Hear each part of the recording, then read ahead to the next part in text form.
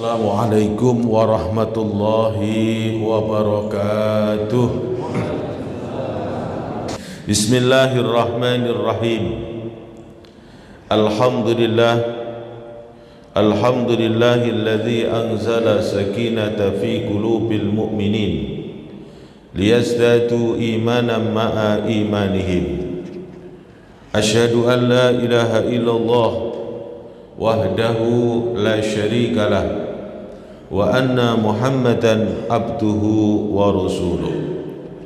Allahumma wa salli wa sallim wa barik ala sayyidina Muhammadin salatan tamla'u khazainallah nura takunu lana walil mu'minina farajan wa farahan wa surura wa ala alihi wa sahbihi ajma'in.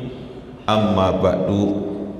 Hadratal muhtaramin, para alim ulama, para kiai wal asatidah yang hadir di pagi hari ini, kita doakan semoga selalu diberikan oleh Allah panjang umur, sehat wal afiat. DKI Masjid Raya Jatimulya beserta seluruh jajaran pengurusnya, kita doakan juga selalu diberikan oleh Allah panjang umur, sehat wal afiat, selalu diberikan kekuatan zahir batin untuk menjaga kemakmuran masjid yang sangat kita cintai ini, yaitu Masjid Raya Jatimulya. Hadirin wal hadirat jamaah salat subuh rahimakumullah. Pertama, yang paling utama kita ucapkan rasa syukur kita kepada Allah Subhanahu wa taala berkat rahmat, taufik, hidayah wal inayah dari Allah. Hingga di pagi hari ini Allah masih berikan karunia yang sangat besar, nikmatul iman, Islam wal ihsan, sehingga kita bisa istiqomah menjalankan perintah Allah dan Rasul, salat subuh berjamaah. Harapan dan doa kita semoga seluruh aktivitas amal ibadah kita diterima oleh Allah Subhanahu wa ta'ala.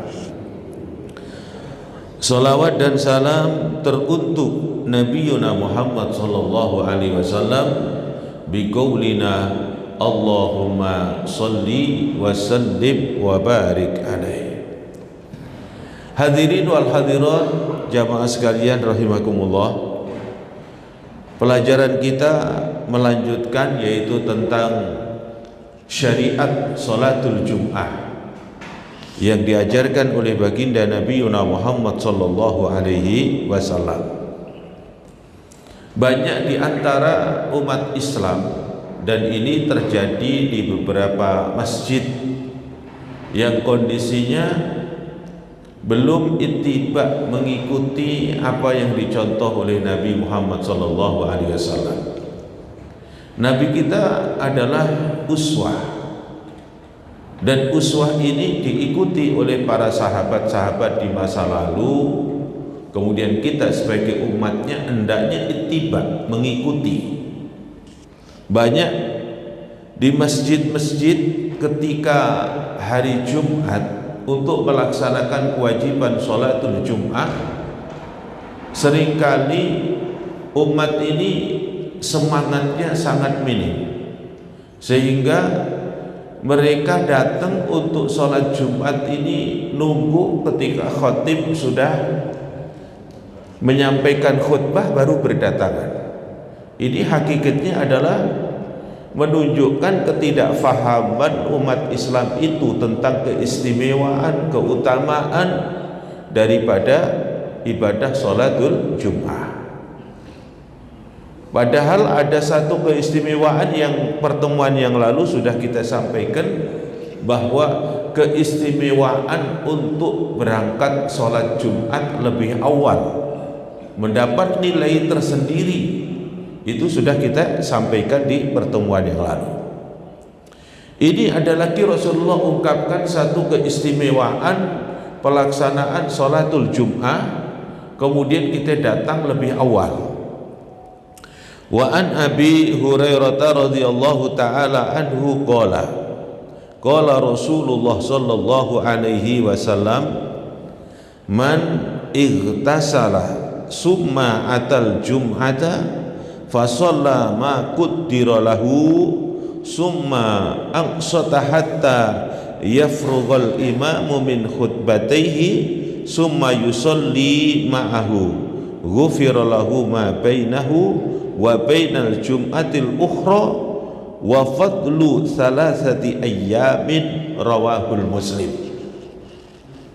Hadirin, ini keistimewaan dan anugerah yang agung yang Allah berikan kepada kita sebagai umat Nabi Muhammad, karena ini tidak diberikan oleh Allah kepada umat-umat sebelumnya.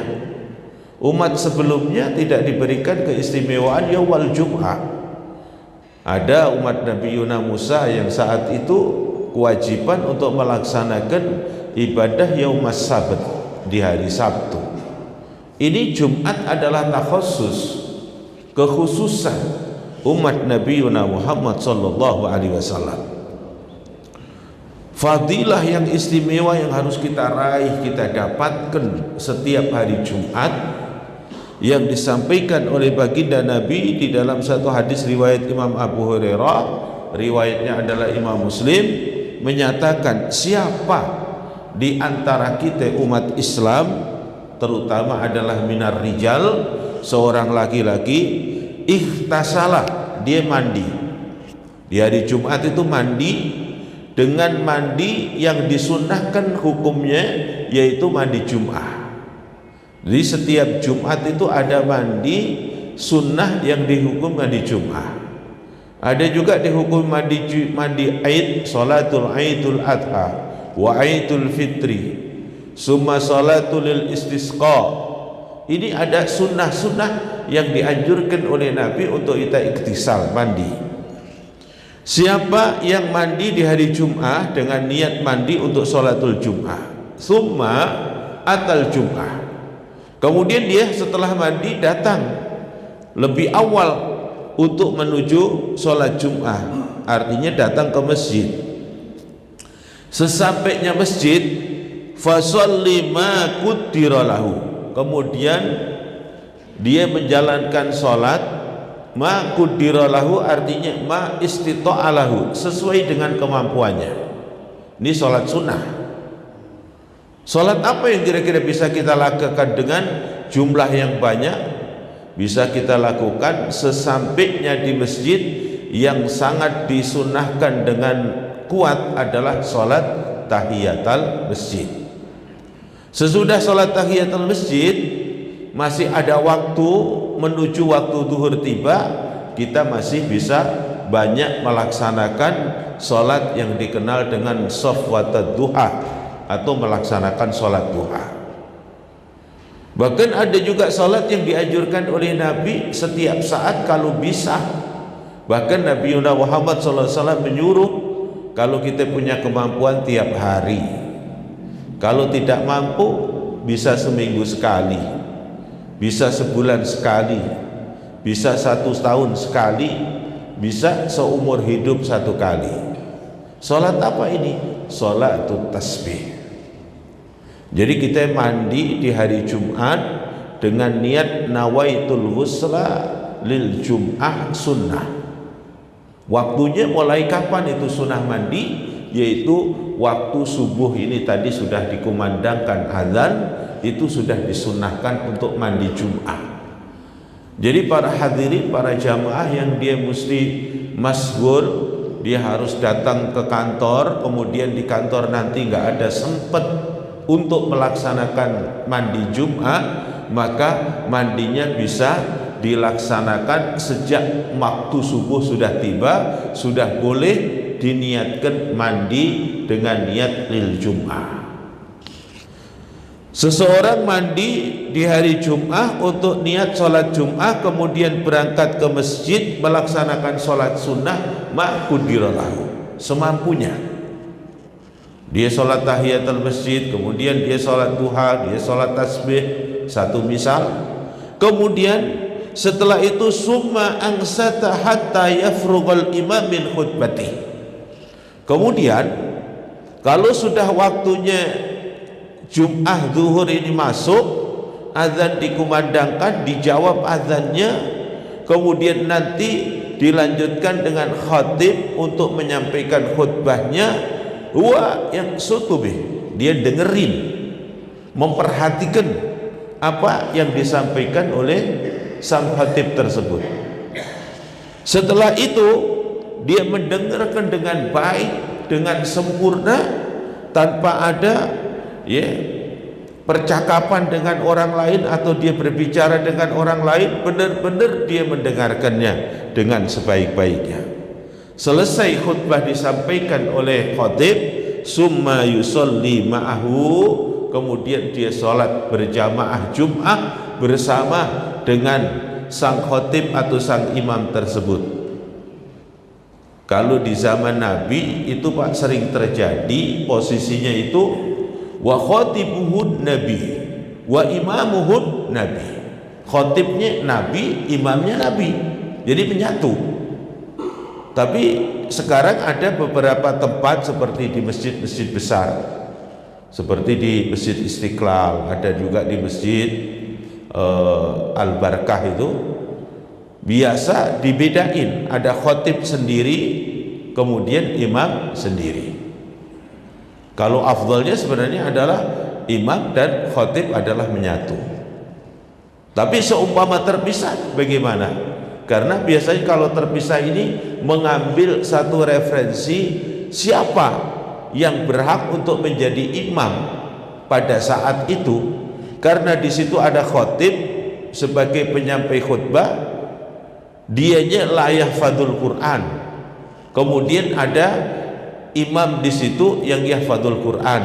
Maka ketika itu siapa di antara dua orang itu yang punya hak untuk menjadi imam, yang hafid Quran? Makanya biasanya di mana ketika ada antara khatib dengan imam itu dibedakan, biasanya mengambil keistimewaan dari hadis disebutkan Nabi bahwa itu khatibnya dengan imamnya dipisah, tapi imamnya adalah orang-orang yang mempunyai hak, yaitu seorang hafidul Quran. Hadirin jamaah sekalian rahimakumullah, ketika dia itu mengikuti sholat berjamaah bersama dengan imam hingga sempurna, kemudian apa yang diberikan oleh Allah keistimewaan untuk orang tersebut? Ghufira lahu ma bainahu wa bainal jum'atil ukhra. Allah memberi ampunan kepada seorang mukmin yang tadi mandi Jum'ah, kemudian berangkat ke masjid awal, menghidupkan sholat sunnah, kemudian mengikuti khutbah dengan sempurna dan sholat berjamaah dengan imam. Diampuni oleh Allah antara Jumat itu kemudian kepada Jumat berikutnya. Dari Jumat yang lalu hadirin sampai Jumat yang kemarin. Kemudian dari Jumat kemarin kalau kita lakukan itu nanti dalam ampunan Allah hingga Jumat yang akan datang. Ini kemuliaannya ibadah sholatul Jum'ah. Ini hukum wajib pelaksanaan sholatul Jum'ah bagi seorang laki-laki, ya. Kemudian tata cara adab yang diajarkan oleh Nabi seperti itu keberadaannya. Kemudian tidak cukup dari Jumat hari itu menuju Jumat berikutnya, wa fadlu, dan melebihkan lagi atau menambahkan lagi keutamaannya dalam ampunan Allah, salasati ayyam, ditambah lagi 3 hari. Berarti berapa? 10 hari. Orang mukmin yang dia menjalankan kewajiban ibadah Jum'ah, ibadah wajib sholat Jum'ah dengan ittiba amaliyah sunnah-sunnah yang dicontohkan Nabi, mendapat kemuliaan, diampuni oleh Allah bukan hanya 1 minggu tapi untuk 10 hari. Dari Jumat kemarin kita laksanakan sampai nanti Jumat berikutnya, ditambah Sabtu sekarang, Minggu, Senin, berarti dalam ampunan 10 hari. Ini ilmu yang diajarkan oleh Nabi, keistimewaan ibadah yang diberikan bimbingan dengan ilmu oleh Nabi sampai seperti itu kemuliaannya. Maka ini yang harus difahami oleh kita sebagai umat Islam. Hendaknya di saat hari Jumat itu kita disuruh oleh Allah untuk segera. Jangan sampai kita ta'akhir, jangan sampai terlambat. Walaupun di saat kita ta'akhir terlambat, artinya nggak mengikuti khutbah, kita masih bisa mengikuti sholat Jumatnya, gugur kewajibannya, sholat Jumatnya sah. Tapi yang perlu kita ambil adalah keistimewaan, kemuliaan dari nilai fadilah ibadah itu. Makanya Nabi Muhammad SAW memberikan satu khabar yang menggembirakan. Siapa di antara kita yang punya keinginan yadkhulunal jannah ma'ahu, masuk surga bersama Nabi? Tuntutannya Nabi satu, ikuti Nabi dengan cara bi-ihya'i sunnati. Ikuti Nabi, kemudian kita hidupkan amaliyah sunnahnya. Sering kali Pak, kita setiap Jumat, hampir setiap Jumat kita ini pindah-pindah untuk mengisi khatib Jumat. Kemarin hari Jumat yang lalu kita ngisi khatib di PT PT Hyundai di kawasan itu. Yaitu Pak, adat istiadat yang buruk, nilai-nilai adab yang sedikit yang dimiliki oleh umat Islam, di mana sudah diumumkan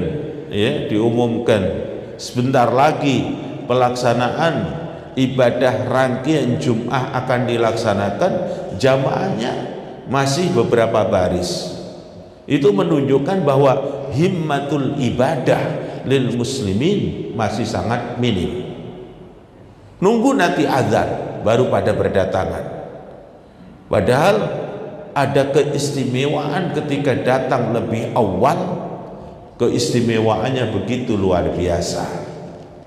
Ketika di Makkah, di Madinah, kita pengen sholat Jumat di hadapan Baitullah, itu dari jam 10 kita harus sudah masuk. Bapak baru berangkat jam 11 sudah nutup, gak bisa masuk. Dipindah ke lantai 2, lantai 3, yang ujungnya gak bisa memandang Baitullah. Yang kedua, kita tidak mendapatkan fadail, keistimewaan yang dijanjikan oleh Allah melalui lisanul haq yang dibawa oleh Nabi kita Muhammad sallallahu alaihi wasallam. Makanya Pak, kalau ilmu ini difahami oleh kita umat Islam, kemudian diamalkan, betapa indahnya bahwa kita setiap hari Jumat itu, ya, sebelum waktu azan dikumandangkan, sebelum khatib nyampe di mimbar menyampaikan khutbahnya, mesti masjid-masjid itu sudah penuh, sudah rapi, mereka sudah mendapatkan fadail yang luar biasa. Ada malaikat khusus, dan ini tidak terjadi di hari Jumat, di selain hari Jumat.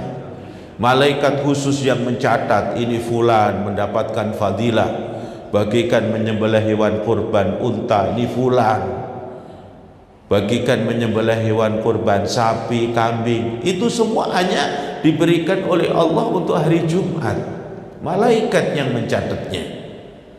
Kalau sudah Bilal menyampaikan innallaha malaikatahu yusholluna 'alan nabi, kemudian khatib naik udah menyampaikan khutbah, malaikat sudah enggak mencatat lagi, keistimewaannya sudah ditutup.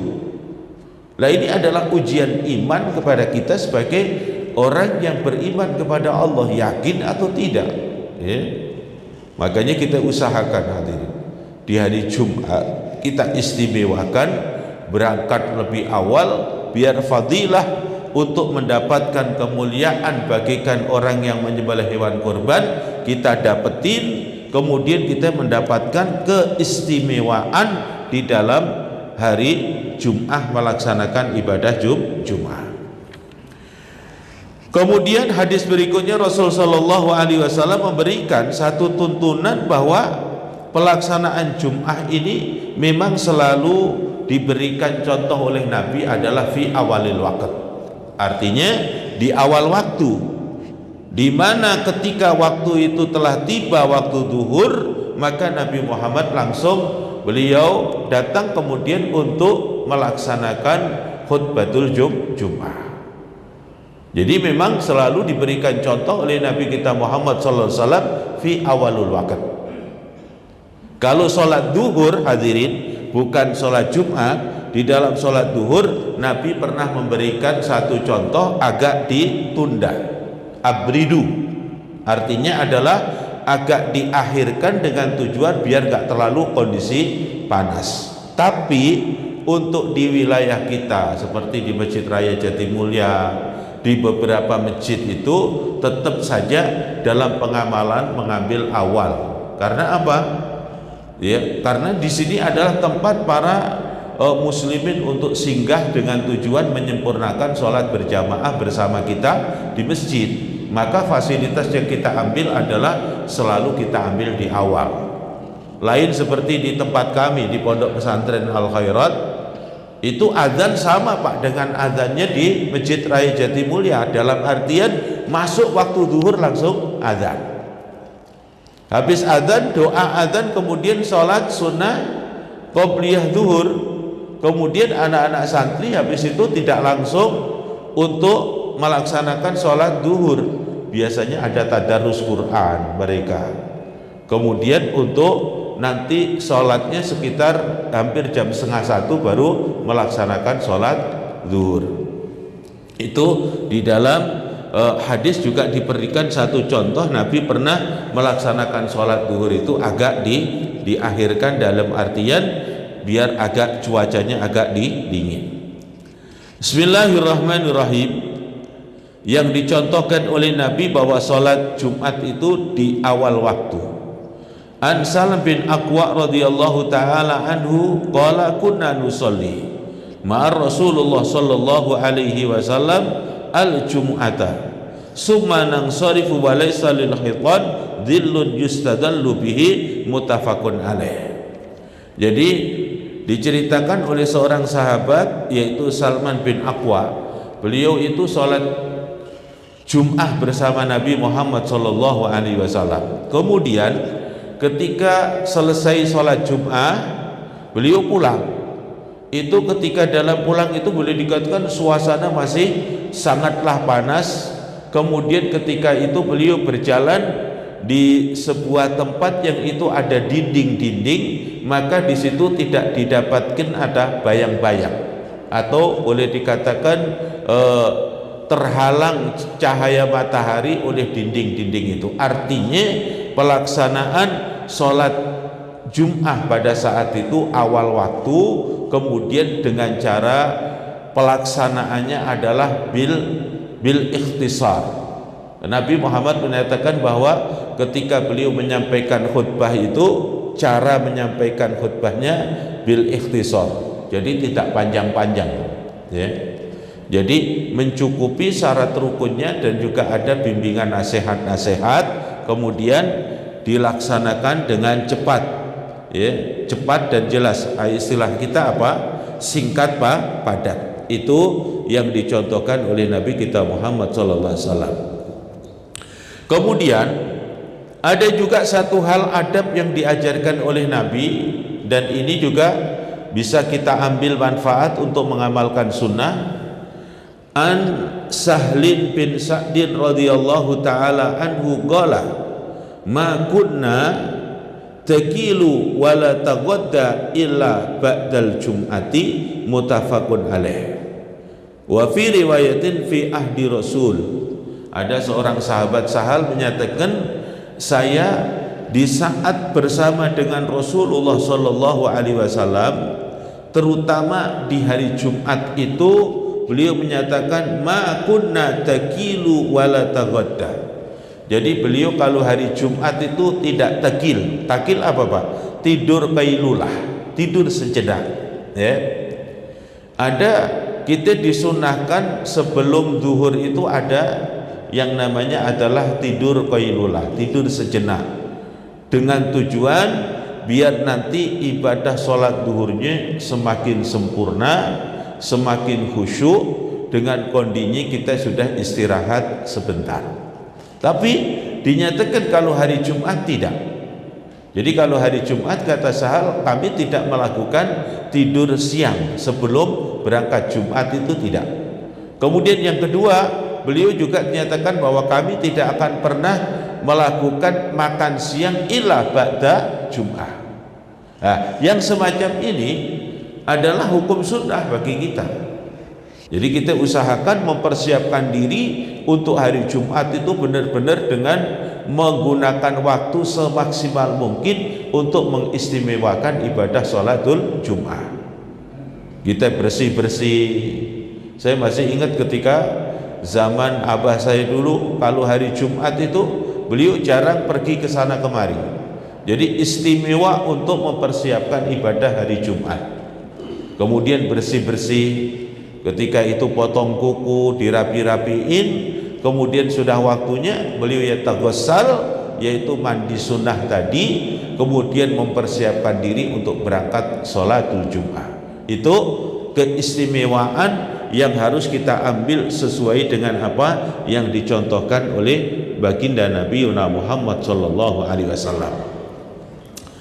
Hadirin jamaah sekalian rahimakumullah. Kemudian di dalam sholatul Jum'ah ini ada terjadi ikhtilaf.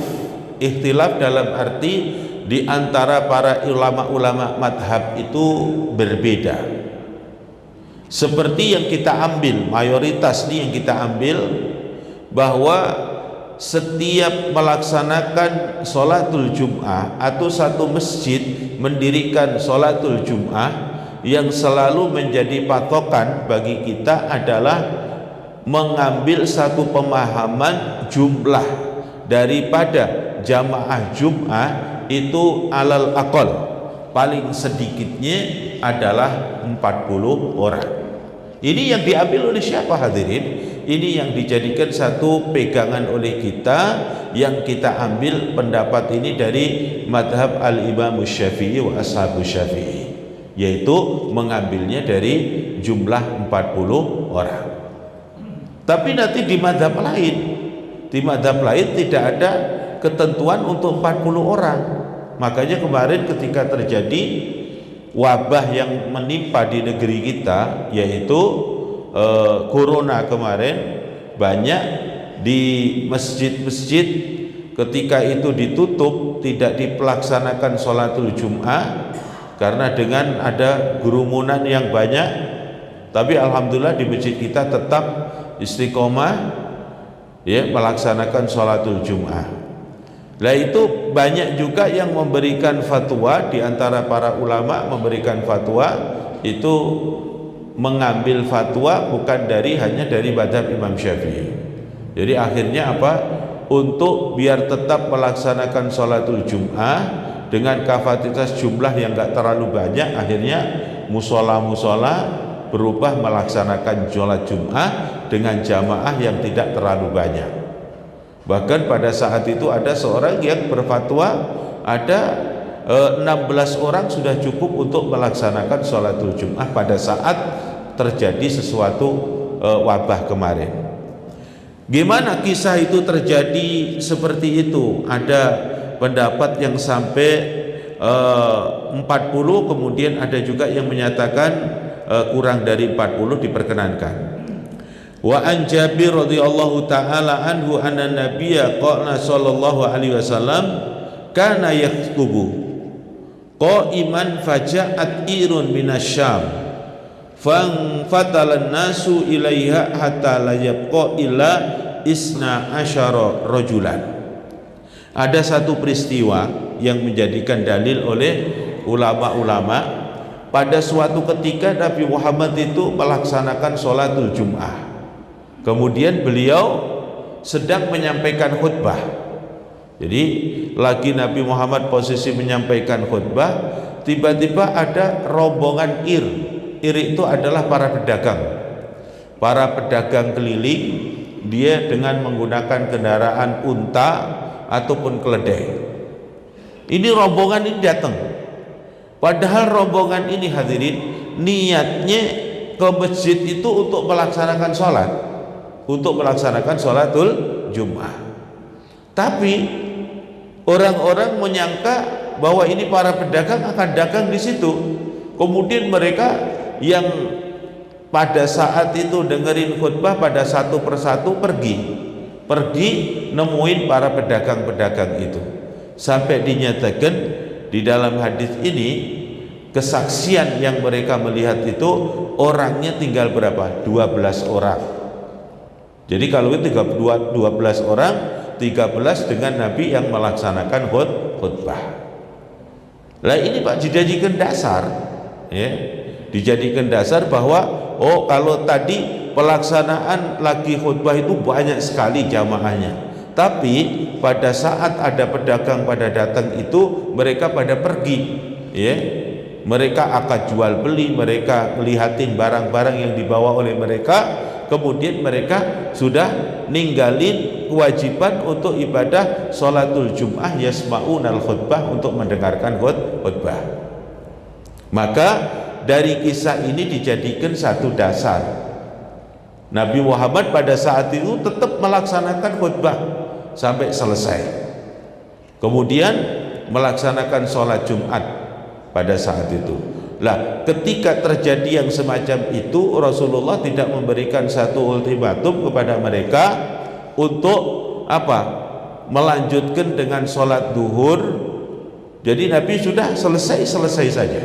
Nah, itu memberikan satu pemahaman bahwa walaupun tadi yang dengerin khutbah itu tinggal 12 orang tersebut, dia dinyatakan berarti tetap sholat Jumatnya sah. Maka itu dijadikan satu dasar oleh madhab-madhab selain Imam Syafi'i, berarti diperkenankan walaupun dengan kondisi jumlahnya kurang dari 40 orang. Itu cerita asbab menjadi khilaf dalam pemahaman jumlah orang di dalam melaksanakan sholatul Jum'ah. Kemudian Rasul Shallallahu Alaihi Wasallam memberikan bimbingan di dalam melaksanakan khutbah, karena khutbah ini merupakan pengganti dari 2 rakaat sholat duhur yang biasa kita lakukan setiap hari. Kemudian pada hari Jumat, syariat yang dibawakan oleh Nabi ketika hari Jumat sholatnya tinggal 2 rakaat, kemudian yang 2 rakaat itu diganti dengan 2 khutbah. Jadi khutbah ini merupakan menjadi rukun di dalam kesempurnaannya melaksanakan sholatul Jum'ah. Tapi bagi kita seandainya ada keterlambatan melaksanakan ibadah sholat Jum'ah karena ada darurat, misalnya kita ketiduran atau mungkin kita jalannya macet sehingga nyampe di masjid yang kita tuju untuk melaksanakan sholatul Jum'ah, kita tidak kebagian untuk mendengarkan khutbah, tapi karena darurat semacam itu terus kita ketemunya dengan sholat Jumat saja, maka sholat Jumat kita juga sudah dihukumi sah, sempurna, walaupun kita tidak mendapatkan fadilah-fadilah yang lain. Wa an Jabir bin Samurah radhiyallahu taala anhuma anna Nabiyya sallallahu alaihi wasallam, sesungguhnya Nabi Muhammad sallallahu alaihi wasallam kana yahtubu qaiman. Nabi Muhammad ketika melaksanakan khutbah itu dalam kondisi berdiri. Summa yajlisu, kemudian duduk, kemudian habis duduk summa yaqumu fayahtubu qaiman. Jadi kenapa kita itu kalau khutbah Jum'ah selalu kita adakan pertama kali kita khutbah berdiri, kemudian kita laksanakan khutbah tersebut sampai selesai, kemudian habis itu kita duduk. Setelah duduk kita berdiri lagi masuk kepada khutbah yang kedua sehingga penutup doa baru selesai. Jadi memang contoh dari Nabi dulu seperti itu, Pak, ya. Makanya kalau kita ada beberapa teman atau di antara satu masjid yang melaksanakan khutbah cuma 1 kali, ya tidak sesuai dengan posisi di dalam khutbah yang dicontohkan Nabi di dalam Jumat ini. Maka disebutkannya adalah khutbataini, dua khutbah. Kemudian di antara dua khutbah itu ada pemisah, yaitu dengan duduk. Dan di dalam duduk itu juga ada keistimewaan sebuah waktu di mana ketika kita berdoa di waktu khatib sedang duduk itu adalah merupakan waktul mustajabah, waktu yang dikabul oleh Allah ketika kita berdoa. Kemudian Rasulullah SAW memberikan contoh dalam khutbah. Wa an Jabir bin Abdullah radhiyallahu taala anhu qala kana Rasulullah sallallahu alaihi wasallam idza khataba ikhmarrat aina. Nabi kalau melaksanakan khutbah itu ikhmarrat aina, pandangannya tajam, ya, pandangannya tajam. Kemudian wa ala sautuh, kemudian suaranya lantang, istilahnya apa, orator, ya, keras. Kemudian washtaddat ghadabuhu, seolah-olah Nabi ini seorang yang apa, marah. Jadi menyampaikannya itu menyampaikan sesuatu yang dalam kondisi marah. Hatta ka'annahu mungdirun jaishin, dan beliau ini seperti seorang panglima perang, ya, panglima perang memberi motivasi, ya, kepada pasukan perang untuk akan diberangkatkan. Jadi pasti dengan kondisi keras. Itu yang dicontohkan Nabi Shallallahu Alaihi Wasallam ketika menyampaikan khutbah. Jadi dengan keras. Ada kan dulu saya waktu di Jawa, Pak, waktu saya pulang dari pondok, kemudian hari itu hari Jumat, kemudian kita sholat Jumat. Pas sholat Jumat, yang jadi khotib itu paman saya, Pak Puh saya, Kiai Haji Saiful Huda. Beliau ketika khutbah itu khas Jawa itu lembut, Pak, lembut, ya. Kemudian habis sholat Jumat, saya salaman sama beliau, kemudian beliau nanya di mana, kapan pulangnya. Terus saya disuruh ke rumah beliau, diajak makan siang. Ketika diajak makan siang itu saya memberikan satu masukan tentang hadis ini kepada paman. Paman, menurut hadis Nabi bahwa khutbah itu mestinya tidak lembut seperti yang paman sampaikan tadi. Rasul itu kalau khutbah suaranya keras, lantang, bahkan wajahnya itu memerah, digambarkan bagikan seorang panglima perang menyiapkan pasukan untuk berangkat perang. Serius gitu, Pak. Kemudian lah, ada aja kamu, dari mana itu keterangan? Kemudian saya baca kitab ini. Jadi saya bukakan kitab ini, kemudian saya disuruh baca, suruh nerangin sekalian. Baru paman Pak Bos saya mengiyakan. Jadi kalau di daerah kita itu lembut, Pak. Bahasanya Alhamdulillahilladzi nahmaduhu wa nasta'inuh. Jadi mestinya enggak begitu. Kalau melihat apa yang dicontohkan Nabi, hentakannya keras. Alhamdulillahilladzi nahmaduhu wa nasta'inuh wa nastaghfiruh wa na'udzu billahi min sururi anfusina wa min sayyiati a'malina. Jadi nadanya itu nada yang keras, orator. Fa ya ayyuhal ikhwan rahimakumullah, usikum wa nafsi bi taqwallah faqad fazal muttaqun wa la tamutunna illa wa antum muslimun. Jadi itu yang dicontohkan oleh baginda Nabi Muhammad sallallahu alaihi wasallam. Jadi nadanya lantang, keras, kemudian jelas. Kemudian di dalam khutbah ini ada muatan-muatan khusus gimana orang itu terdorong untuk selalu arah kepada pesan-pesan takwa. Takwa itu apa? Imtithalul awamir wastidaqun nawahi, menjalankan perintah-perintah dan menjauhi larangan.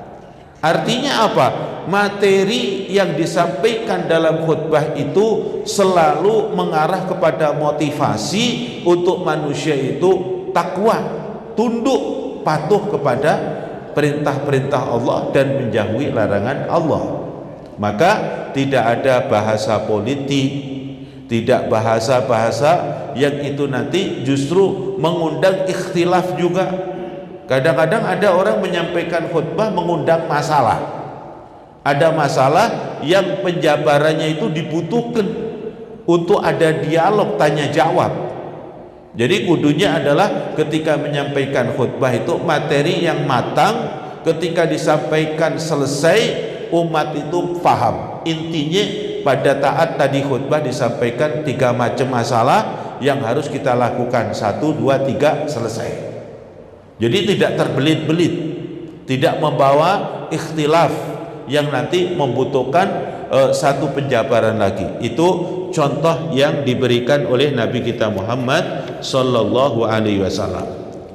Terus Nabi juga memberikan pujian, hadirin. Apa pujiannya? Kepada para khatib-khatib itu dipuji sama Nabi. Ini pujian dari Nabi. Inna tula salatir rajuli wa qisari khutbatihi mithinnatun min fikhihi, rawahul Muslim. Jadi Nabi menyatakan tanda umatku ini, tanda umatku dari generasi para ulama itu dia adalah ahli fikih, memahami agama dengan baik. Tandanya apa? Kalau ulama itu menyampaikan khutbahnya adalah ringkas dan padat, kemudian sholatnya lebih panjang. Jadi sholatnya lebih panjang, kemudian khutbahnya lebih ringkas. Yang seringkali kan terjadi terbalik gimana?